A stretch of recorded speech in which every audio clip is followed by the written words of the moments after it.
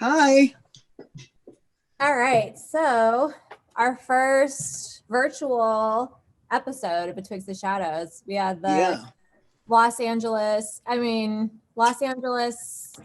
COVID restrictions prohibit any meetings outside of your family that aren't religious. You can still go to like stores and it's just like a weird situation. This is like an anal sex law. Elaborate. Well, in some states, there's certain kinds of sex you can't have. Mm-hmm. You know, so it's like this weird law, but it is a law and it's for safety's sake, so it does make sense. So it's good that we're all doing this, as much as it sucks, and we can't see the crew, and it's not the elaborate, cool looking stuff. I know. It does kind of blow, but we're here and we aren't giving up, and we're gonna keep this moving regardless. Yes. That's all that matters. I know it's weird because I'm just like hanging out upstairs in the shop and you're downstairs and it's just like, like I know, it's almost like I could send you like signals by pounds hitting on the ceiling or something. Like a broom, like the old Yeah, man like a broom. Friends. Totally. The roommate. Totally. So what's going on? What's going on in the world today, Renee? Well, I have your astrological update, and honestly, so we just had the eclipse on, I think it was Monday. That's when the full moon was. And we are still processing that energy. That energy actually sort of started the beginning of a 6-month chapter, but it's not going to feel as immediate for 6 months as it does right now. And a lot of people are feeling really exhausted, really drained, really tired. I feel like I look in the mirror and I feel like I look like tired. Like I feel like I look tired, and I've heard other people say the same thing. Just be patient and calm with yourself. Hopefully in the next couple of days, things will begin to feel lighter, but I will say I was just writing the horoscope for tomorrow, and tomorrow's not going to be a good day.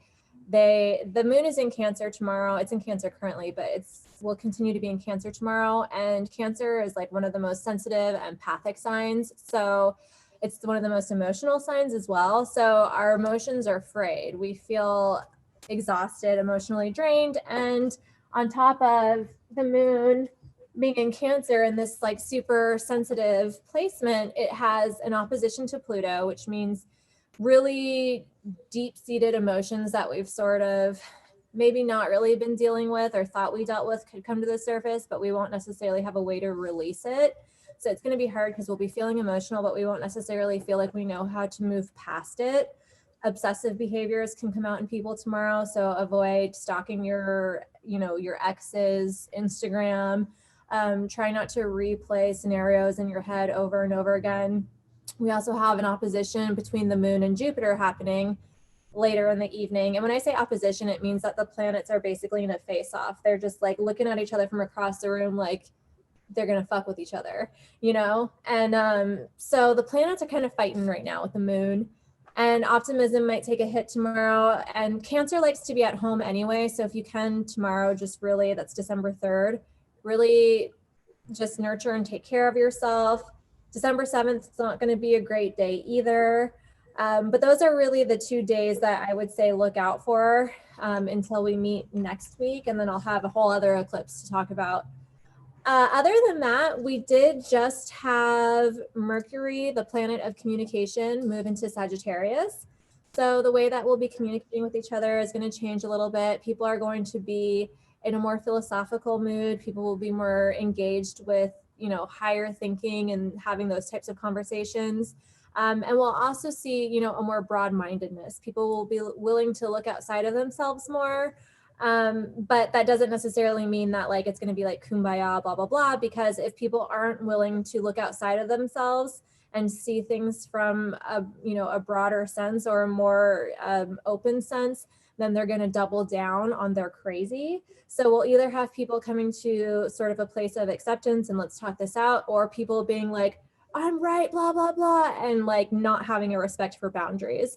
So if you do find yourself, especially with the holidays coming up, if you find yourself like getting into arguments with relatives, like it's probably not going to resolve itself on its own, you're going to have to decide to take a step back from the conversation or not to engage in any triggers that you're confronted with. So what if you're a Cancer and the Nexus is going on? Well, the moon being in Cancer, that energy is only going to be about for, I think, like another day and a half. Well, I'm saying if for a person that is a Cancer, which in this case is my wife, how is this going to affect her tomorrow because she is a Cancer? I think it'll affect her more. People with strong Cancer placements are going to be more affected by tomorrow's opposition. So she may just feel more exhausted. You know, it would be nice to like, you know, do something to take care of her, like bring her dinner or like rub her feet or do something nice. Because is she paying you to say this? Totally kidding. No, just Cancers are typically the nurturers of the zodiac. They're like considered the mother of the zodiac. They're the ones that really will take care of other people before they take care of themselves, and they won't necessarily admit when like they need to be nurtured and taken care of.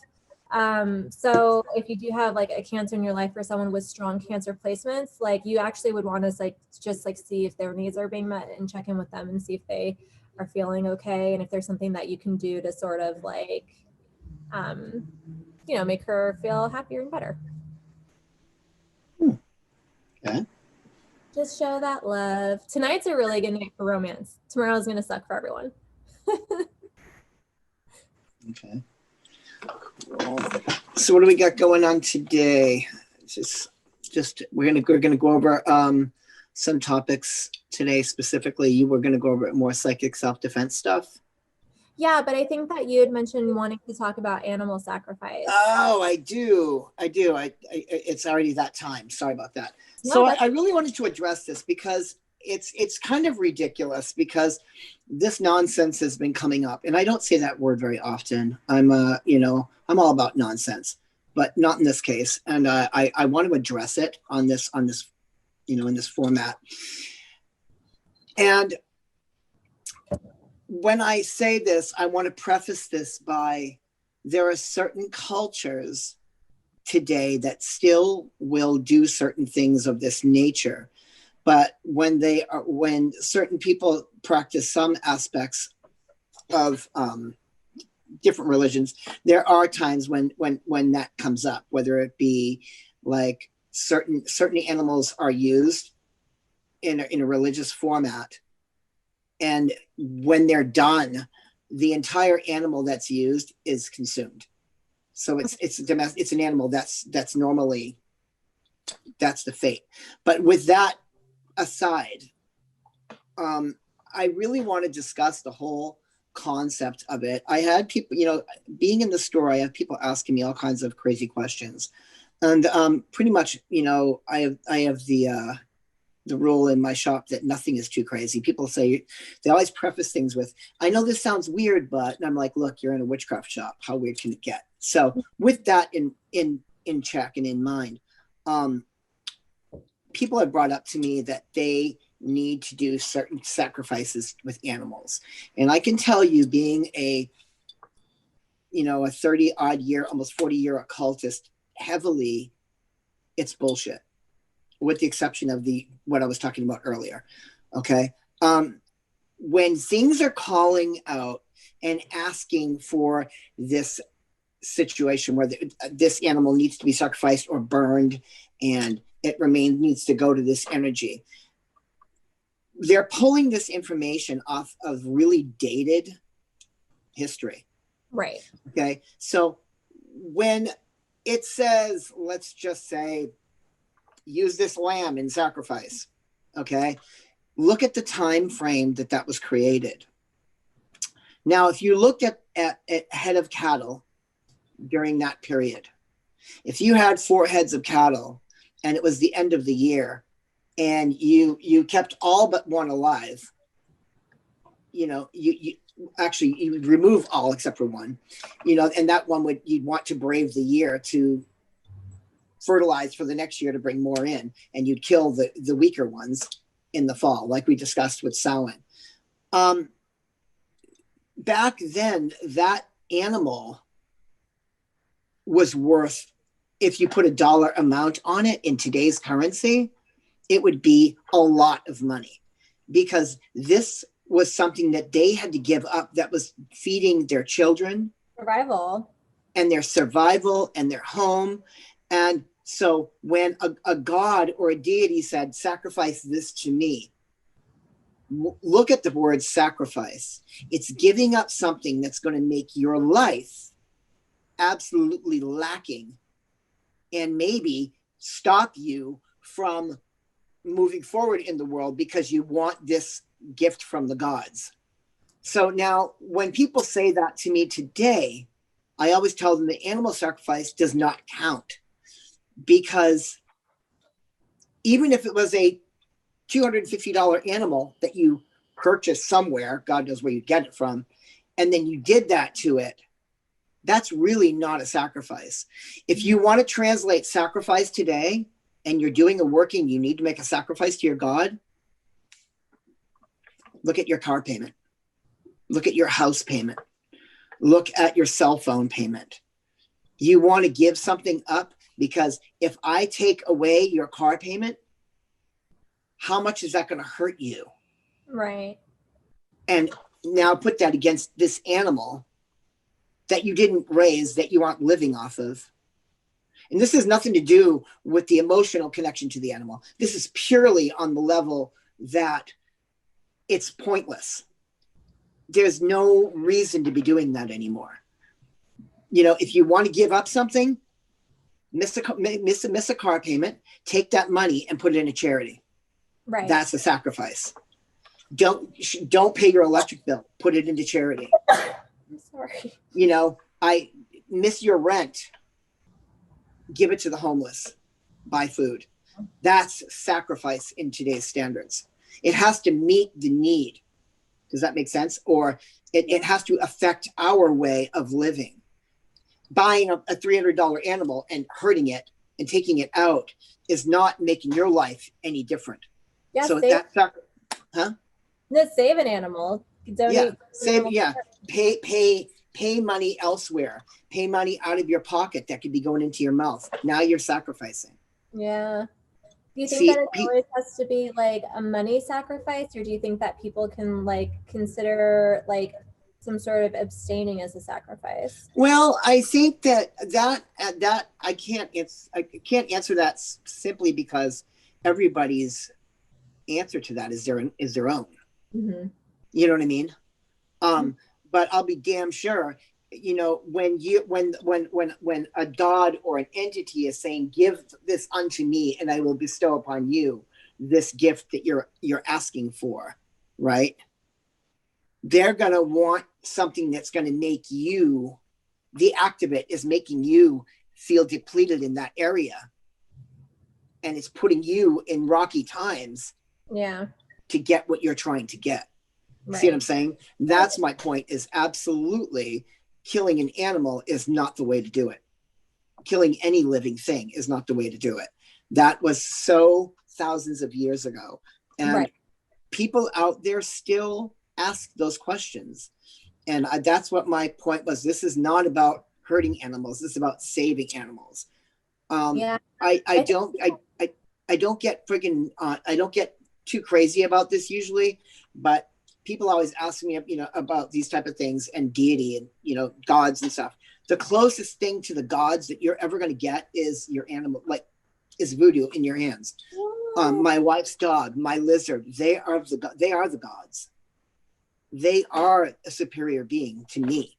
You know, they're pure. They're pure in spirit. So my point is, there's no reason for that type of thing to be going on in magic today. Yeah, no, I definitely agree with that. And, you know, I think that like,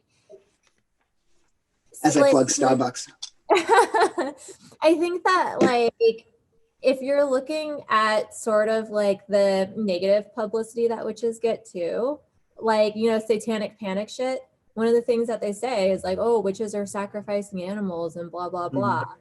And so it's also like, well, you know, we want to present ourselves in a different light. I think we're trying to move away from that sort of a, you know.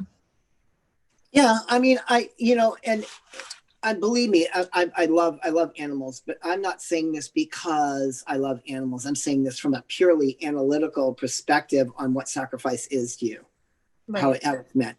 I mean, I'm all for protecting animals, but that's not my point here. My point here is it's a dated concept. Yeah. You just don't do that anymore. There's so many things that you should be giving up if you really want to sacrifice something. That's what Lent is like in Catholicism.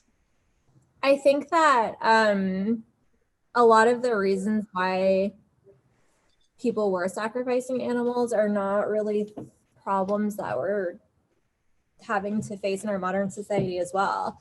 Like if you look at like I'm trying to think off the top of my head, like in Mayan cultures, they would do human sacrifices even to like ensure that the rain would come and things like that. And we're not, you know, we've modernized in certain ways so that we don't have to really rely in the same way. Yeah. Well, I mean, Mayan culture, of course, they were doing human sacrifices, but when people were sacrificing humans, those people weren't kicking and screaming their way to the altar. They believed that, this was going to be the ultimate thing that you could do for your God. Right. By giving your life. So they were willingly stepping up. They weren't dragging them through the town. You know what I mean? Yeah. I have a couple of questions here. Yeah. We've got what type of things would make a good sacrifice other than a payment, for example? Well, that's the problem, is I can't speak about a person's bank account. I can't speak about what, I guess the best way to answer that is, look at the things that you need in your life to survive every month. Yeah. And cut part of that out for a month. Yeah, I mean, I even think too, if you have like a bad habit, if you have an addiction to something, like I used to smoke those stupid vape cigarettes, and I wrote up a contract where I gave that to the DP I was working with in exchange for something else, and I haven't touched it since. But do you feel like that's the same thing, or do you think that's kind of different because I didn't need it? I mean, again, this is only my view. This is just my view on that. Which is what I'm but I don't think it's the same. Yeah. Because you're doing something that you loved, but it was bad for you.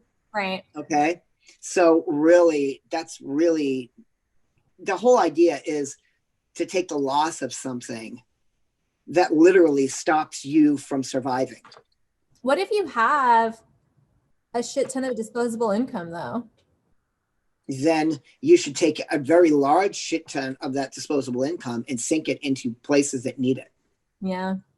Give away so you have less of that denomination there. That would be a sacrifice. Now, you could get some Joe Schmo that's presently running our country, but at some place in his bank book is going to be a lot of money to him. But usually people with more money, small amounts mean a lot to them anyways. But, because they watch their dollars. That's why they are as strong as they are with their money. Yeah. But that said, at some point, putting in wherever that decimal point is sitting is going to dent them. And if it dents them, then there's your sacrifice, because they're feeling it and they're lacking now because that fund isn't there. So if it's not monetary, it has to be something, I believe, because sacrifice, what does that mean? It means to take away that which gives you your sustenance to something in an exchange. Right. Because it'd be so hard to resolve like fears or doubts around that, especially if it comes down to like I'm gonna have to miss a car payment, or like I'm gonna dent my finances. Yeah, like imagine what it would be like if you've got this spell work that you're doing, you want this really great thing, and you're really serious about it, and you're really in place of, okay, this $1,200 animal. I'm not going to give it a name. Okay, $1,200 animal. Okay, so say instead of a month, what would it be like if I said, Renee, for the next 4 months, give me your car payment instead of paying it? how much would it be worth to you to get what you want bad enough? That's where sacrifice comes in. Yeah. See what I'm saying? I mean, imagine if I took 4 of your car payments away, and now you're in. What does that do? It counterbalances everything, puts you in debt. Right. This is the sacrifice. Yeah. It'd just be so hard to like. It's not just sacrifice. That's big faith too. Yeah, sacrifice. Yeah. I want a guarantee. Yeah, and guarantees and magic, you know. My grandmother used to say this thing in Italian, and if I was Italian, I would say it to you. Well, if I could speak Italian, but it translates to wish in one hand and shit in the other and see what fills up first. That's a gross saying. It's true, though. If you think about it, what's going to fill up first, right? And now there's question. So like Lent, giving something up for a month that you enjoy, but what does one gain from a sacrifice like that? Well, that depends. That's between that person and the higher power they're taking this to. You know, I mean, it's got to be something. You know, when you ask certain spirits and entities for things, I mean, this is where the shit gets real. Is what I'm saying. Yeah. You know what I mean? This is where you're like, all right, it means this much to me to get this. And you have to make sure that those lines of communication are actually happening too. Like almost you wanted to make sure that there's like some sort of like agreement that you've had, you know. That's going to pay it off. Yeah, exactly. Because if you just start making sacrifices without like having that conversation with your deity, you know, and actually feeling it, that could get tricky. Okay, we got a first question that is outside of sacrifices. Okay. And somebody just asked again, would sacrificing your time count, such as volunteering at a shelter, etc.? Some say time is money. Well, if you were, my answer to that would be, again, this is just my view. Volunteering time at the shelter, sure, if you cut work to do it. Yeah. See what I mean? There's got to be a, yeah. It's not like, oh, my Saturday's free. On the 3rd Saturday of the month, I've got a free day. So I'll go to the shelter and that will be no, that's not a sacrifice. Right. Well, I'm thinking about, because I'm self-employed. Yeah. You got to look at all those things. But Chris Hall, hey, Chris is from the UK. He's the person that I connected with a week ago and he's become a regular. Thank you so much for that. Because think about what time it is there right now.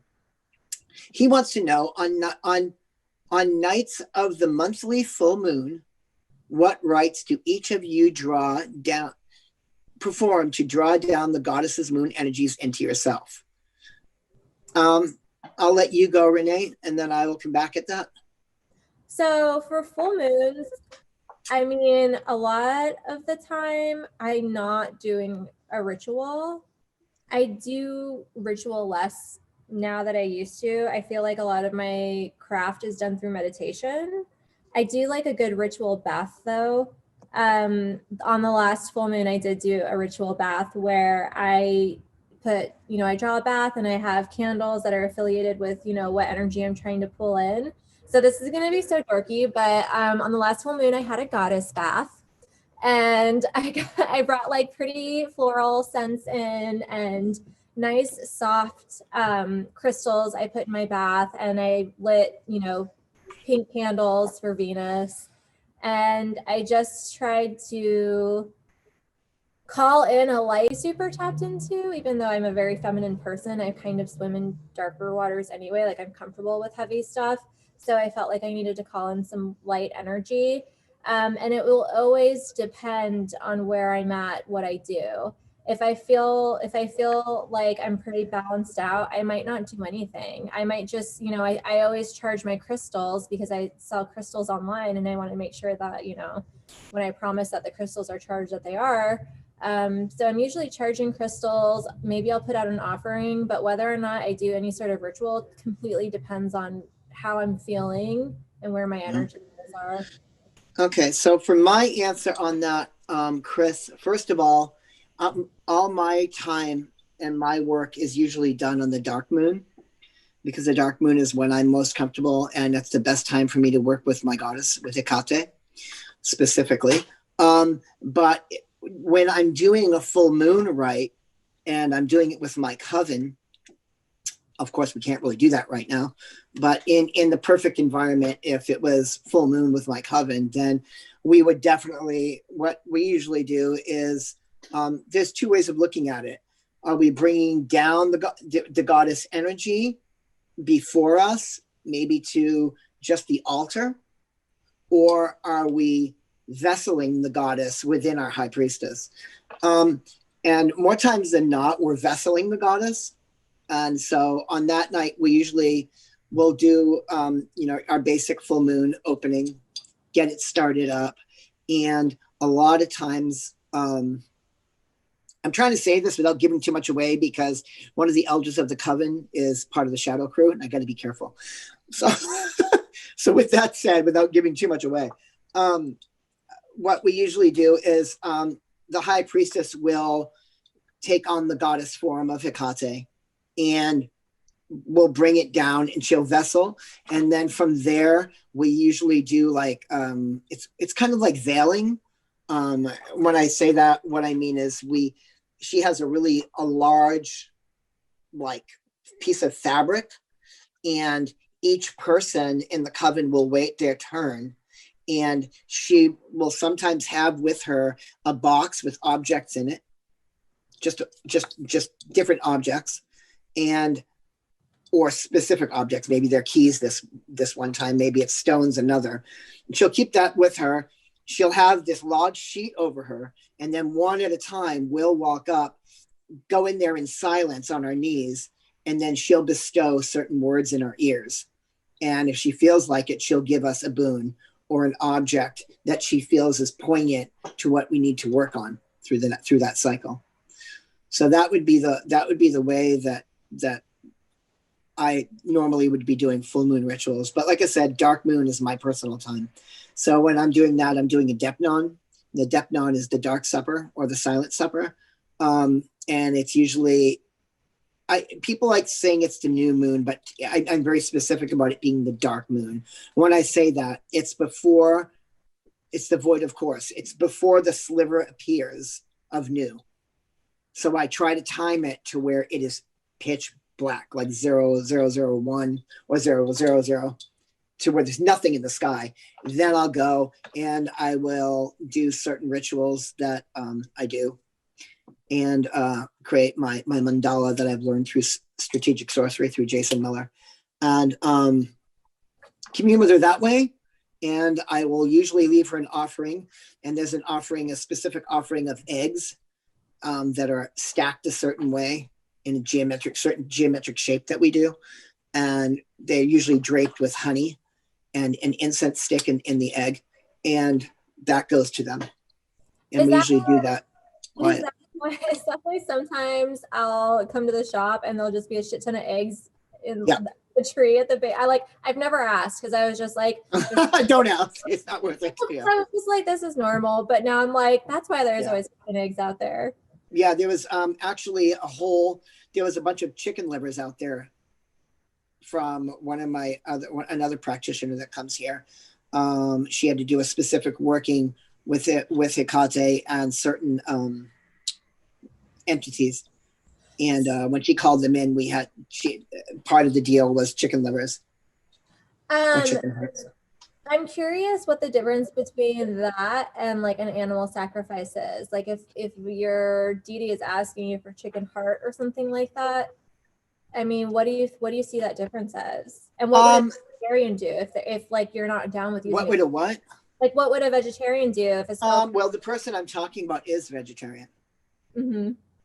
They still, I mean, you obviously can buy those in the grocery store. It's not cheap. They're not going out doing it, but that doesn't. Now, I know one of our shadow crew is probably rolling their eyes right now, because they're very specifically about that. And I respect their choices for sure. And it's almost a shitty thing to say, but because they're over the counter, it's not a sacrifice. It's an offering. Right. That's a little different. Now, it's the egg offering or anything. But vegans and vegetarians that are witches that work with Hecate can go around and do it with bread and do it with feta cheese. Maybe not feta cheese because some people don't like cheese either, but it's usually some type of biodegradable food choice right. that is laid out. Something that won't hurt the local wildlife. That's Yeah. like one of the most important things that you have to think Yeah. about when you're leaving and offering outside. You can't be getting the neighborhood animals sick. And actually, just for those people that are vegan or vegetarian, one of the great things that Hecate specifically likes is whatever's left over in your incense bowls, charcoal dust, the ends of your candle, trailed wax on the altar, pick it up, candle caps at the end of the candles, bag that stuff up, and Hecate loves that as an offering. Yeah. Because it's got energy all over it. I've also read that she likes it when you sweep your floors and give her what you've swept up. Yeah, I mean, it's a little bigger, broader than that for me. I mean, definitely in the store that would be good because there's energy in the movement of the store from transactions and retail, and a lot of times I will do that. Like when they ask for crossroad dirt, I will literally go out to the corner of Keystone and Magnolia and go out there with a dustpan and broom, and then people look at me like fucking weird guy Sal is over there sweeping dirt into a dustpan, but that's an offering. Yeah. So that's offering and sacrifices are not the same. Yeah, no, that makes sense. Definitely. That totally makes sense. Yeah, those are good questions. Very good questions. I'm just checking my updates. And then Sal, how did you discover Hecate? I've go over this a lot, but I don't mind it. So Hecate I've known, in my career and in my life of working in witchcraft and the occult, I've always known she was there. But she came to me when I came home from Greece. I started getting inklings from her, and then making a long story short so we can go on with the show, but she came to the side of my bed one night at like 3 a.m, and it was like a 7-foot black mass over the bed, and there was no face. It was just black, and I knew it was her. And then from that day on, it just kept going. Yeah. So let's talk about our topics. Unless we're okay. I guess we're okay. It's 7:30. Well, we have some topics that we were going to talk about. Psychic self-defense and magical self-defense. I have some questions that were sent in. Oh, cool. Isn't psychic self-defense and magic self-defense the same thing? I don't think so. I think that you definitely can. You can do a ritual that's like some sort of psychic self-defense, but when I look at psychic self-defense, I think about it when I'm like, as a person who's psychically sensitive, if I'm out in a crowd and I'm starting to pick up on too much energy and I'm feeling overstimulated, what am I going to do in that moment? Okay. To lock my shit down so that I can basically it's like that instant warp where it's like, I need to create a buffer. But isn't psychic self-defense on a broad spectrum for people that aren't necessarily to the level that you are? Isn't psychic self-defense part of that defense in the magical world that protects, that you need to protect yourself with, besides just your clairs? Yeah, I definitely think it protects you magically and psychically. I think it covers both.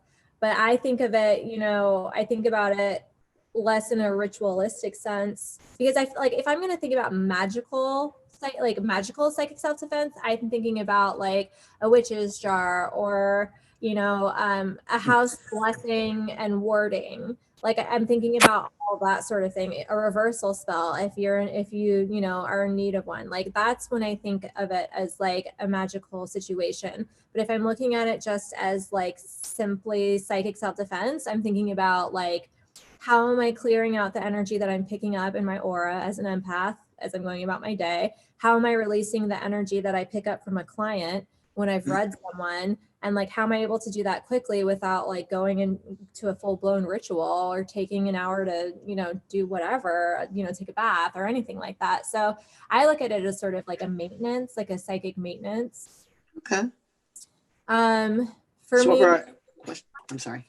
Go ahead. No, I didn't mean to drag you off onto that so early because you have questions. Oh, yeah. We will get, yeah, we'll circle back around to like exactly what I do. Let's start with the first question. What type of spell would you do to defend against a hateful, gossipy coworker? It's too late for me now, and I'll be posting about that here, but it'll be good to know for the future. So this was someone on my private Facebook group. I asked them if they had any questions. So they basically want to know how to like defend against a gossiping coworker who's hateful. Okay. You want to go first? I mean, honestly, I've sort of dealt with something like this before, and all I do is reversals. I do reversals, just reverse it back. You're gonna gossip about me, you're gonna say some crazy shit about me. I'm doing a reversal. I don't really do anything other than that. I take a black candle. If I know who it is, I'll carve their name into it. I'll dress it the way that I dress it. I don't want to give 100% detail about what I do because I don't want them, I don't want to compromise the integrity of my ritual, but that's what I do. I send it back and I'll say something, to basically talk to Saturn, kind of talk to karma. This is how I was wronged. Please, make sure that this person sort of, has a consequence for it, and it comes back to them. And, I also will sometimes ask for clarity about like, hey, please help other people see how this person is, because then other people will start to see through the bullshit. I would carry maybe some quartz and some black tourmaline to sort of like repel the negativity and the gossip, and then quartz to help people see you clearly and see the other person clearly. Because if it's gossip and it's hateful, it's probably, not true, or an exaggeration of the true with the intent to, impose harm. Malicious.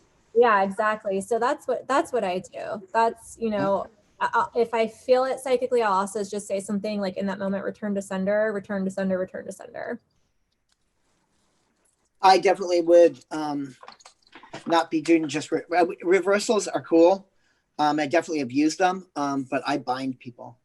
Yeah. I love binding. I love binding rituals. I love, and binding, constricting their movement, constricting their mouths, constricting their actions is what I would be working on. And I definitely would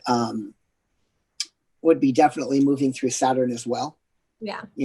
Definitely, I would definitely be binding them up. And I would do that through puppets, through wax dolls, figures, especially if I can get anything, because like we discussed last week with sympathetics, I would be getting objects that are connected to them, and I would infuse them into the doll, and then I would definitely do really heavy binding. I did last week, 2 weeks ago, I did a really heavy 3-way binding. Mm-hmm. Is there any way I can share pictures? No, I probably can't. Huh? I was going to say I could send you guys a picture to show it to you, but yeah, I mean, I just did a 3-way poppet binding because all these people were intertwined, and I bound each of them up specifically. Because binding to me, it's just it's deadening. Sometimes reversal magic, I do it. I did reversal magic this past weekend actually, and I've got a great spell for it thanks to my teacher, Jason Miller. In his protection and reversal magic, there's a great reversal spell in there. I can tell you a little bit about it, but I don't have the incantation off the top of my head. But essentially what I do is there's a certain charge that you use. I usually name the people or person or persons, and I will take a black candle, and I'll have the candle in a candle holder. And then to the left of that candle, I would have a vase or a basin with dirt and crushed up crab shells. Because what are crabs known for doing? They walk backwards. Oh, okay, got it. I was like, they go in their shell. I thought they walk sideways. Back, they're reversing the direction. Okay. It's not forward. Sometimes they walk sideways, sometimes they walk back, but they're always doing that. So symbolically, you can use crab shells for this, crush it up, put it in dirt, or just use dirt.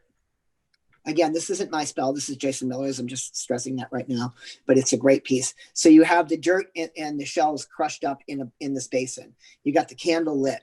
You go ahead and you say the incantation, and you imbue the black candle with the chart with the names as the candle is lit. Okay, and so then what you do is, after you fever up your energy, and it's all about passion and when you're invoking that energy, you really have to be mad. You really have to use theater when you're doing this. It's not just words. So you're saying their names, you're saying the names, then you use the charge. And the charge is a specific incantation that's like 4 lines long, and I'll repeat that 3 times, those lines. And then at the last time, what I'll do is I'll grab the candle, and you pull it out of the candle holder, and you're snuffing it out, right? You snuff out the flame. You pick up the candle, you turn it upside down, and then you put it in your mouth, and you snap off the other end, pulling, exposing the wick, planting it in the dirt, and then lighting that side. And it's a complete reversal. Oh, wow. So, and it's really, huh? So now so you bite the bottom off, and the part that was then lit transfers, and that becomes the bottom in the dirt. Yeah. And then you light the other side. Oh. And it reverses. It's an amazing spell. Yeah, Jason Miller is the shit. And I highly suggest you get protection and reversal magic, but it's filled with nothing but stuff like that. We have a question that came in. Would you consider cursing and hexing a form of magical self-defense? I'm sorry. Let me look at that again. Would you consider cursing and hexing a form of magical self-defense?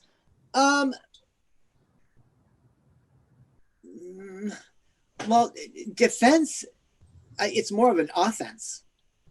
It's more martial. When you're going to war, when you're doing hexes, because you're going out with the intent to make the strike, and it's like you're going to battle. Offense, defense. You're not defending yourself. What if they hexed you first? What if they cast against you first? That would, that's like scrimmage. That's like an offense defense game. The minute you start taking an action on you, or on the opposing side, like making affirmative action by using spells to cause some kind of change or alter something on them, like specifically in a negative sense, that's aggressive magic. That's definitely more. Curses and hexes fall in that realm, where defenses is just, it's protective and guarding you. Right. But when you're on the offense, you're charging in to hit. That's why I like a reversal, because I feel like. You don't like being offensive? Huh? You don't like offense? I love getting my hands dirty. Oh my God. I would so much rather take the time to do a spell that's going to help me get something I want than fuck with someone else. Cause I would just not exist to me. I would just rather them go live their own life. I don't care, but if I think someone's fucking with me, then I'll do a reversal, because it's just like, I still don't care. You still don't get my energy, but the more you throw at me, the more you're fucking yourself. So like, go for it, Yeah, I like getting my hands dirty. I very rarely do spells on myself to better things. Mm-hmm. I only use spellcraft when I'm doing offensive or defensive work. And when I say that, I'm not going out doing, I need more money this month, or I need this in my life. I don't do that at this juncture. Like I've said prior, I'm not, even though I'm a spellcaster, I'm essentially a hat rack. It's my clients that are hiring me for the work. Am I doing this myself? Hardly ever. Yeah. I'm hardly ever doing that work. And even positive, I don't burn candles. Like I said that to my wife. I mean, we struggle. Just because we're business owners doesn't mean we don't struggle, And I looked at her and I'm like, oh my God, why don't we do a candle for it? And I'm like, nah, I don't, because at this juncture in my life, I believe as the magician that I am in the space that I'm manifesting things constantly. And I don't do spell work to get those things. I think that I don't go into ritual super often. But That's kind of sad. Huh? That's kind of sad. Ritual is so beautiful. I mean, I meditate a lot, and that's where I feel like I have a lot of beautiful energetic connections happen. I mean, meditation, I probably happens every day almost, So I feel like, but if it's like a full blown ritual, that happens. I don't mean to cut you off. I'm trying to understand you. When you say that, and it's hard to do this because we're not face to face right now, even though it kind of looks like we are. So when you say you're not, so when you say ritual, what does that encompass? Like I'm calling corners. I'm cleaning the space around my altar. I'm taking everything off of my altar except for the tools that I'm using for this particular intention. I'm spending, I'm out picking herbs and doing whatever I need to do for an offering. And it's almost like I build up to it for like a couple, like a day or two. Because usually before I do a ritual, I'll put it on like my meditation altar. I'll put a candle that I'm going to use in a ritual soon for maybe like 3 days leading up to it. And then when I do my meditations, I'll send energy to the candle for like 3 days. I'll do that. And then it's like a whole day of, finishing setting up the ritual with like, okay, here's my offering. Here's this, here's all these things that have this different symbolism to me. So that's what I mean by going to ritual. Mm-hmm. See, when people say ritual to me, I'm thinking specifically ritual, like ritual, usually translated. Ritual is what? Ritual is repetition. So if ritual every night for me is doing my mandala to Hecate, spending exactly 10 to 12 minutes every night at midnight in front of my altar on my knees.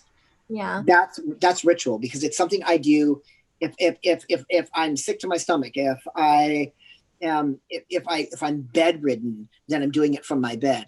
But that's like ritual, and I believe that those components are things that you do. Your daily work is definitely ritualistic. Yeah, I guess that's true. I mean, so with stuff like that, like I always have my meditation and I'll light different like I have a ton of 7-day candles all around my room, but it's not like, oh, I need to burn these in 7 days. I'm like, this is my pink candle for when I need to bring in, a lighter Venus type of energy. This is my yellow candle for when I feel like I need to be energized. This is my black candle if I feel like there are bad vibes around me. And like, depending on where I'm at, that's I will light when I'm meditating. Mm-hmm. So I think that's definitely a part of my everyday.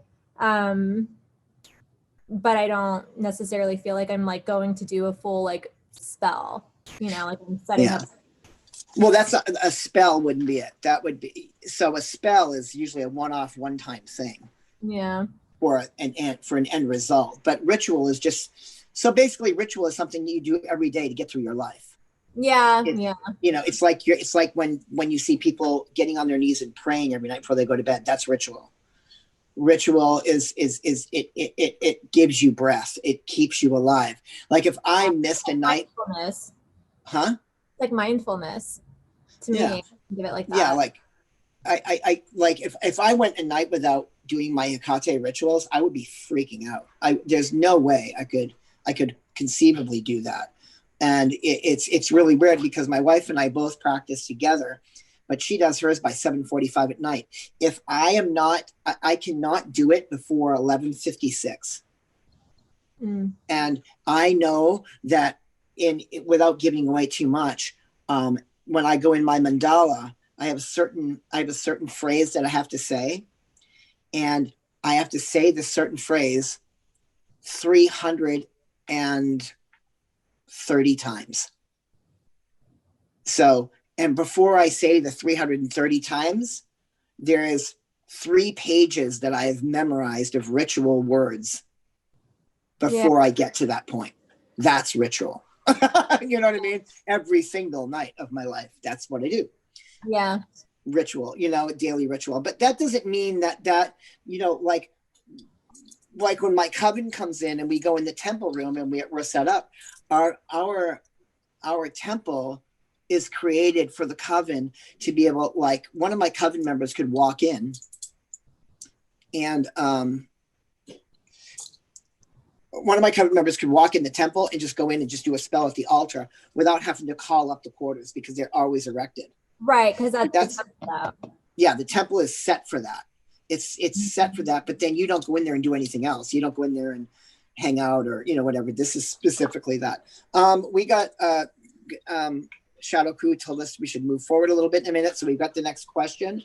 Christy McLean asks, what would you do to deal with possible blowback from a curse that you did? My answer to you is pretty short. I'm not trying to sound like a pompous ass, and that's not my intention at all, but I don't have that happen, because I have 3 rules in when I'm doing work. Okay. 1, I never have fear with what I'm doing. 2, I never have self-doubt in the work that I'm performing. 3, I never have guilt about what I've done. So with those 3 items in check, that would not happen. That's the tenets of, that's like tenets of witchcraft. It's the triangle basis. It's the foundation of witchcraft. No fear, no guilt, no self-doubt. Yeah, I mean, when you have that in check, you should never do that. If I ever walked up to an altar and I had this itch in the back of my throat saying, nah, this isn't right, I just leave. I don't do the work. But I never, and in my years, knocking on wood, have I ever regretted doing a working, ever, because I enforced my intent, and that was the job I had to do. I don't know if that was a good answer or not, but I mean, I don't know how helpful it was. I think if you are feeling like guilty or I don't know, like you're dealing with a blowback, I don't know, maybe try to do something to balance out the energy, try to do something lighter, try to bring it back to a more even-keeled place, do something good, try to score some good points somewhere. See, that's the thing, is like, why would you do that? I mean, this is why we do so well together, because we're so opposite sometimes. Like I don't want to justify good points because I did something that was in a negative sense. No, it's part of being human. Yeah, I mean, I don't know. I think that, like, no fear, no guilt, no self-doubt. I sort of feel like the more good I put into the world, the more I receive. And so I try not to fuck with that balance, which is why I don't really hex or do something like that. Do I come across as being someone that's out of balance? No, but it's okay if you answer it truthfully. I'm not hiding anything here, but I mean I'm a whole person. Mercury's in retrograde. No, I was just saying that so you would roll your eyes. I think that like for my own personal balance and where I feel, I think it depends on each person's individual philosophy. Mm-hmm. And for me, it's like I need to feel like I'm a person. Maybe it could be because I feel like I have a really dark past where I created pain, that I try not to create any of that anymore for anyone, including myself. So I try not to do things that are going to make me feel bad, because I just feel like I've had enough of that in my life, and I'm not really looking to. Well, that's true, but that just because you're doing a specific working that way doesn't mean you're calling that into your life. It's a job that you have to do. That's what being a witch is. Being a witch is to me, again, this is my own view. It's taking the responsibility that I have to do, and sometimes I have to be a warrior. Sometimes I have to be the asshole. Sometimes I have to be the person that lays down that kibosh, because people that are hurting, are getting hurt by someone else, I'll be damned if somebody fucks with somebody I care about. I just go to town. But that's just who I am.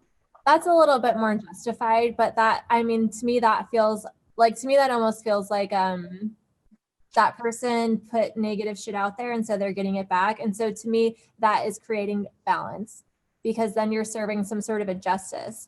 But I think if you just are hexing people because nobody does that. People that do that wouldn't. That's asinine.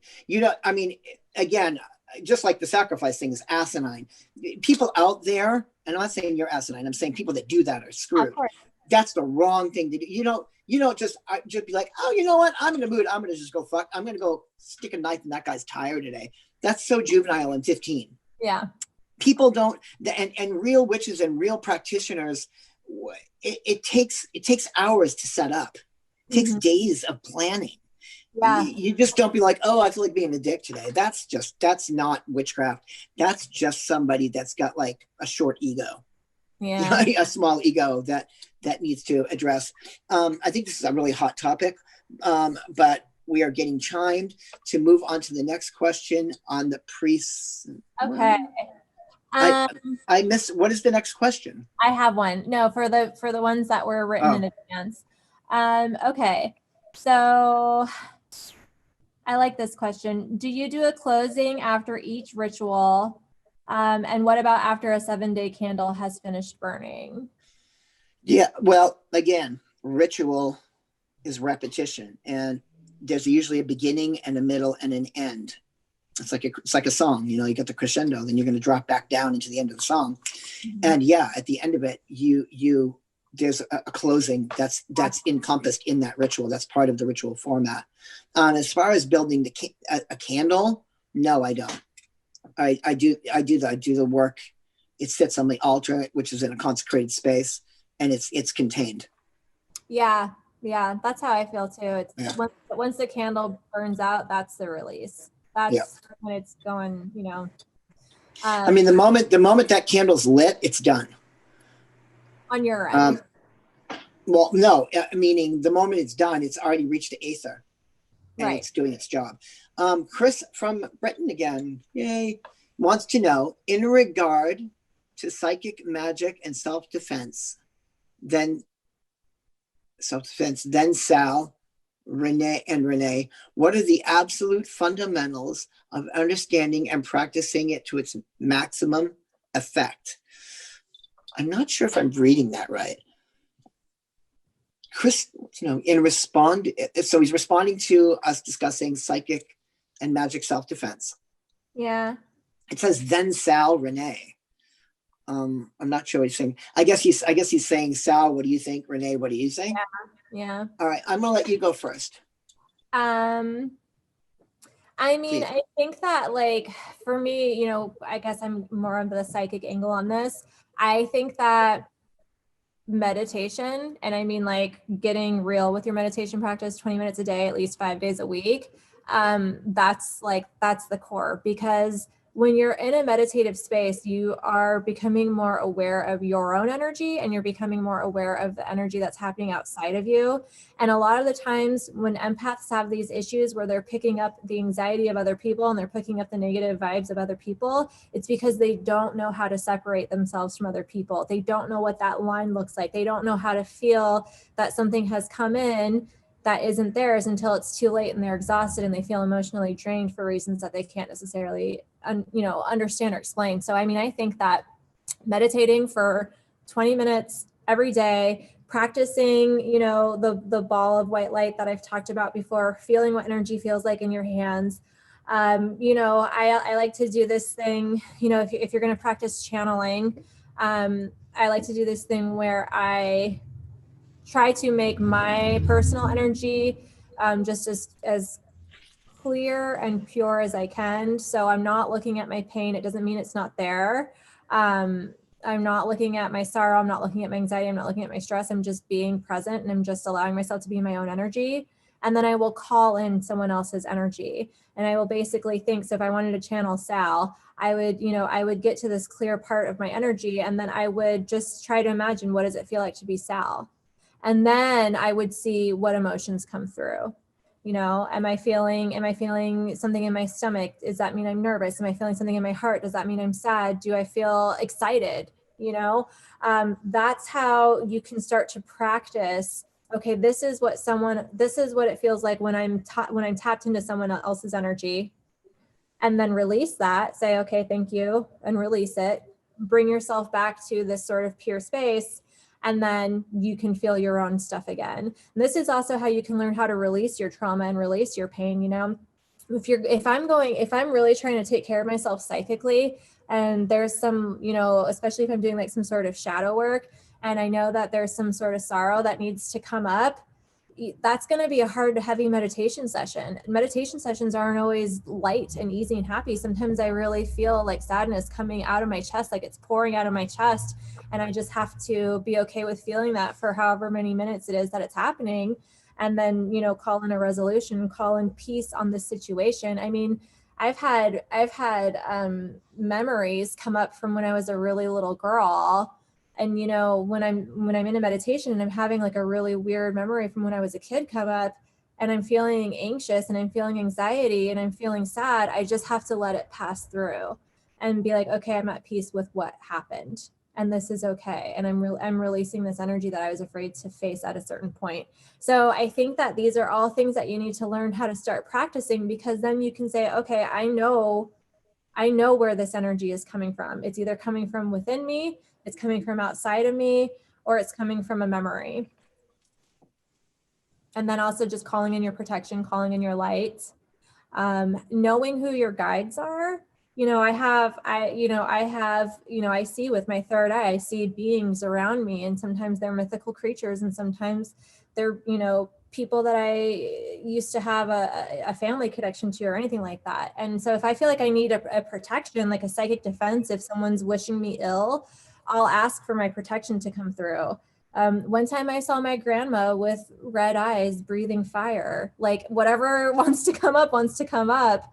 But it's about just being like, okay, I'm going to ask for this sort of defense. And that's, a very condensed version of what I would recommend doing. And then also like getting candle magic going, burning candles that make you feel safe and protected. While Renee was doing her thing, I've been actually staring at the text on the page that Chris sent us, and I'm really trying to formulate this. The absolute fundamentals of understanding and practice to understanding and practice this to the maximum effect. First of all, meditation, yes. Is that a part of it? For sure. Is it part of my daily practice? My mandala work is my practice, and I think that's a form of meditation, but I'm actually moving my mouth and saying things. But with that said, I would say fundamentals for me for magical defense is knowledge. Knowledge of ritual magic, knowledge of macrocosmic work. When I say that, I'm saying that from a hermetic term, meaning the study of Kabbalah, the study of the tree of life, understanding how to perform specific rituals, what those rituals do on the aether, how they work on the material plane.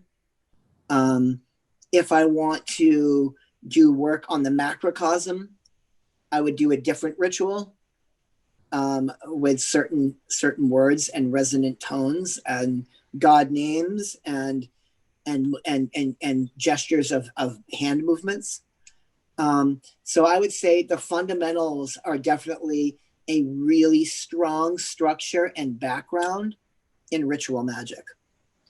And I stress, I'm saying ritual magic and high magic, not because witchcraft isn't equally as important, because it is. But for me, we're asking my view on it.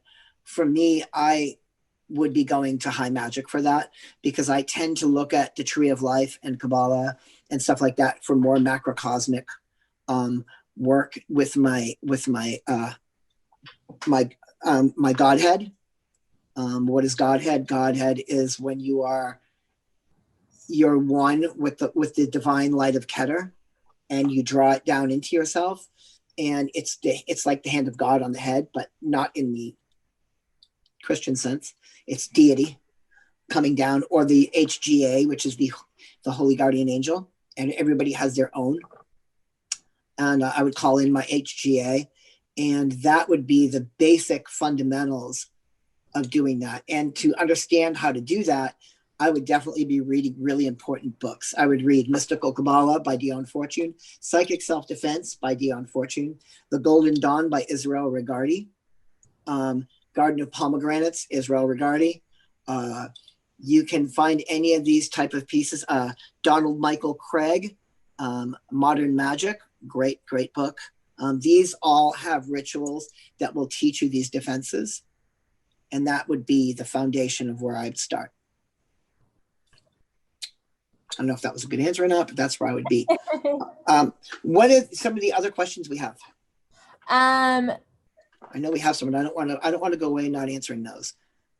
Can you talk about witch bottles, how to make them, and how do they work? Sure. I mean, for me, it depends on the work that I'm doing. Mm-hmm. Witches bottles generally are a way of protecting the home and the environment from forces that invade and mess with us on different levels. Mm-hmm. And at the very basic ones are basically herbological. They have herbs in them, they have stones in them, they have oils in them, and they're in a specific jar that you pick. And it's usually correlated with your astrological oils as well, and stones that correlate to your astrological sign. And I'm not talking about the stones they sell in the jewelry store. I'm talking about planetarily aligned. Mm-hmm. Find out where you sit. In my case, it would be carnelian because it's Mercury. So I would use a carnelian stone.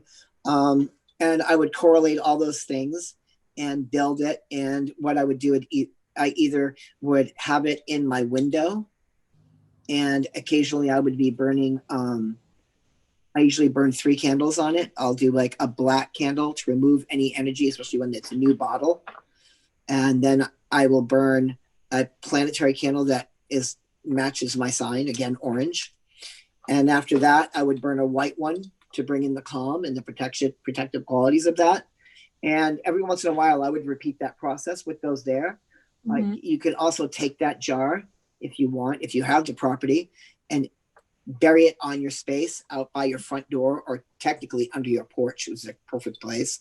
Yeah. If you don't have that, you can, what I always tell people is, because we make them pretty small at the shop, you can take something about that size and create the bottle, and then put it in a planter with just a basic succulent on it, and put that right in the front door outside your house.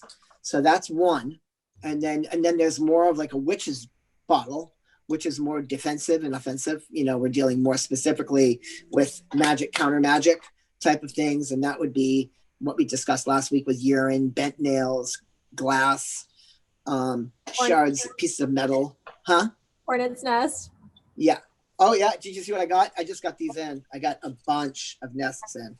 Nice. So yeah, I would use those for sure. Wasp larva, red ants, any of these things. And then I would also correlate it with the appropriate oils. Yeah. Another thing that you can do for protection, if I can find it here. I don't want to make a lot of noise, so I guess I can't find it. But there's certain balls that you can buy. Oh, is that it? Yeah, this is it. Sorry. There's certain balls that you can buy. This is an orb that they used to sell, or they still sell, when you go to like any place like the beach or where they sell things. What these originally were, they would hang on fishing nets and they would keep them afloat. right? Mhm. And so you get these and you pierce a hole in the very center of it. And then you meticulously take bunches of bright colored strings and push them in one at a time, filling this entire ball with those strings, and then putting that in the house, because spirits are attracted to the strings inside and try to chase them around. Mhm. And then they get locked in with the ball. Mhm. That's another way. And also horseshoes, things like that. Different boxes, jars. Yeah. I've What also, about you? huh? What about you? I mean, I mostly do like the um the protection jars buried. Like I have one buried in each corner of my yard. That's, you know, full of like the most vulgar shit I could find. Nasty, gnarly, gross. I'll usually burn a black candle on those before I bury them. Just to sort of, you know, again, be that away, you know, don't come up in here.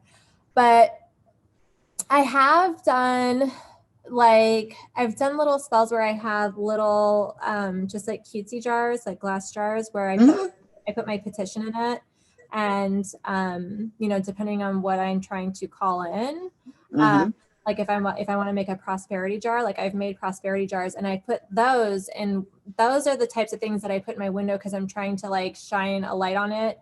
I'm trying to have, like, so that's where it's like where the sun is hitting it.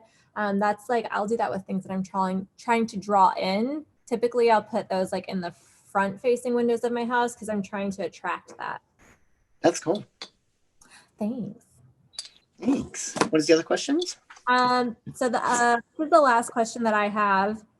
And it's regarding planetary hours. This person wanted to be anonymous. The question is regarding planetary hours and poppets. If I was going to birth a poppet, so to speak, with a road opening, obstacle destroying task, what planetary hour would be best to do this for optimal results? All right, repeat it one more time. Repeat what they're trying to do one more time.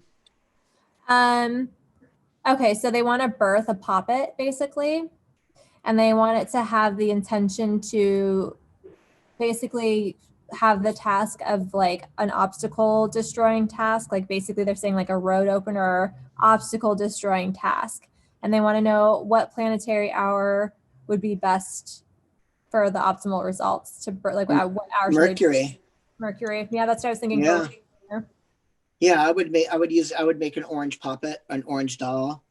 And you could actually birth it in Mercury, open the line of communication with it, put the appropriate herbs in it, and then send it on its task for sure.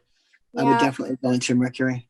I mean, I also feel like, you know, it's kind of hard without having a conversation, because I also feel like with the aspect being like obstacle destroying, it makes me wonder, like, well, what is the obstacle that, like, is there a specific obstacle that? Yeah, I need to hear more meat on that discussion, because it might be something I might be going, oh no, then go this way around. There's another way of getting in there. Exactly. Yeah, definitely.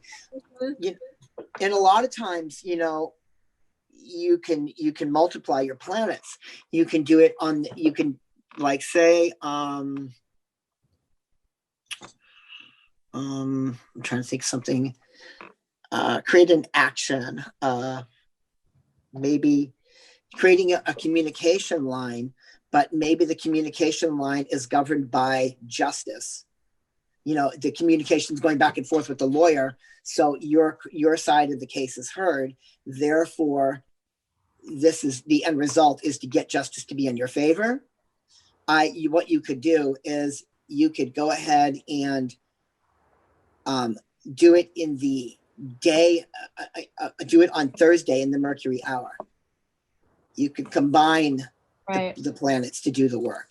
You know, this is where you can also use you can use multiple planets. As you start to expand and expound upon planetary magic, you can bring in the day of the week. This is where it's really good. The day of the week comes in, and then the hour can be more specific about what it's for. We have another question here. Give me 1 second. It looks like it's one of the last questions of the night. Thomas Frank Rodriguez says, regarding the upcoming solstice, this is a you. Regarding the upcoming solstice conjunction new moon, what importance do you see in this event? Renee. I wish I had the chart in front of me right now. I can pull it really quick. It will only Go ahead, pull it up. It'll only take a second. It's All okay. right. I like hearing this. It's kind of cool. This was a good class. This was a good one tonight. I hope everybody's okay with us doing it this way. We got to be responsible and stuff. That's exactly right. We do. I'm almost there. I have to find a really, really good, and I say really good because I'm in this business, but I need to find a really good, like, licensed paid hypnotherapist. Why? Because you want me to actually say it? I mean, as long as you're okay with sharing. Yeah. I would say I need a good hypnotherapist because in a couple months people are going to be receiving injections for COVID. Yeah. And I need to go through some hypnotherapy to prep myself because I have such trauma with that. I can't even fathom it right now. I'm sorry. So yeah, I got to deal with that. So I'm pulling up the new moon is on the 14th. Let me double check something. So I mean, we have an eclipse and the new moon happening on the 14th, but the solstice is in until the 21st. So when I'm looking at the chart for the new moon on the 14th, this is going to be a solar eclipse. Let me just rewind the date. I want to pull the chart exactly. So this is the new moon on the 14th, which means that the sun and the moon are going to be conjunct. Mercury is also kind of hanging out there as well. So, I mean, with the eclipse, it's just the same as I said with the lunar eclipse. Like, people will feel rushed, people will feel